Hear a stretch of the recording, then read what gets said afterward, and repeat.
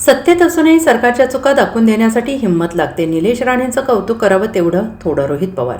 महाराष्ट्र विधिमंडळाचे पावसाळी अधिवेशन सुरू आहे. यामध्ये विविध प्रश्नांवरून सत्ताधाऱ्यांना घेरण्याचा प्रयत्न विरोधकांकडून केला जात आहे. तसेच सत्तेतील आमदार देखील महत्त्वाचे मुद्दे उपस्थित करत आहेत.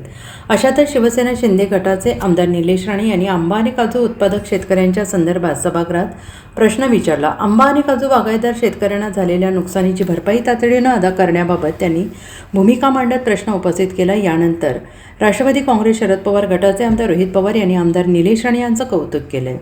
वस्तुस्थिती मांडायला तळमळ आणि संवेदना लागते. आमदार निलेश राणे यांची कोकणातील काजू आणि आंबा उत्पादक शेतकऱ्यांचे प्रश्न मांडत असताना तीच तळमळ आणि संवेदना दिसून आली. सत्तेत असूनही सरकारच्या चुका दाखवून देणं सोपं नाही, त्यासाठी हिंमत लागते. त्यामुळे आमदार निलेश राणे यांचं कौतुक करावं तेवढं कमी असल्याचं रोहित पवार यांनी म्हटलंय. आज शेतकरी खऱ्या अर्थाने अडचणीत आहे. त्यामुळे पक्ष बाजूला सारून कोणतीही भीती न बाळगता वस्तुस्थिती सरकारच्या नजरेस आणून देणे, तसेच गरज पडल्यास अन्नदात्यासाठी सरकारला धारेवर धरणे सुद्धा आवश्यक असल्याचं रोहित पवार यांनी म्हटलंय. आज सभागृहात कृषी विभागासंदर्भात कोकणातील आंबा आणि काजू बागायतदार शेतकऱ्यांना झालेल्या नुकसानीची भरपाई तातडीनं अदा करण्याबाबत आमदार निलेश राणे यांनी प्रश्न उपस्थित केला. कोकणच्या बागायतदारांचे आर्थिक नुकसान लक्षात घेता शासनाने त्वरित कार्यवाही करून शेतकऱ्यांना न्याय द्यावा, अशी ठाम मागणी राणे यांनी सभागृहात केली आहे.